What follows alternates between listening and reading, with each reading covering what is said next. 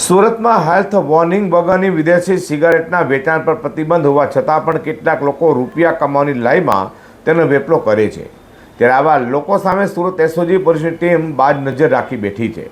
Surat SOG પોલીસની ટીમે બાતમીના આધારે પાંડેસરા વિસ્તારમાંથી હેલ્થ વોર્નિંગ વગરની વિદેશી સિગારેટના જથ્થા સાથે એકને ઝડપી પાડી સળિયા પાછળ ધકેલી દીધો હતો।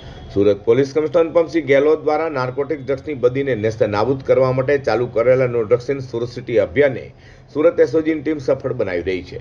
તો સુરત એસઓજીના ડીસીપી રાજદીપસિંહ નકુમ સાહેબના માર્ગદર્શન હેઠળ પીએ અતુલ એસ સોનારાની ટીમ પેટ્રોલિંગમાં હતી ત્યારે અન્નામ હેડ કોન્સ્ટેબલ જગદીશભાઈ શાંતિભાઈ, અન્નામ પોલીસ કોન્સ્ટેબલ દેવેન્દ્રદાન ગંભીરદાન મળેલી બાતમીના આધારે પાંડેસરા બમરોલી રોડ છત્રપતિ શિવાજીનગર ખાતેથી મૂળ ઉત્તરાખંડ હાલ બમરોલી રોડ પર કર્મયોગી સોસાયટી વિભાગ 3માં રહેતા સુનિલ મદન મોહન પંતને ઝડપી પાડી તેની પાસેથી હેલ્થ વોર્નિંગ વગરની 72,000 રૂપિયાની સિગારેટનો જથ્થો કબજે કરી તેની વિરુદ્ધ કાયદેસરની કાર્યવાહી હાથ ધરી છે।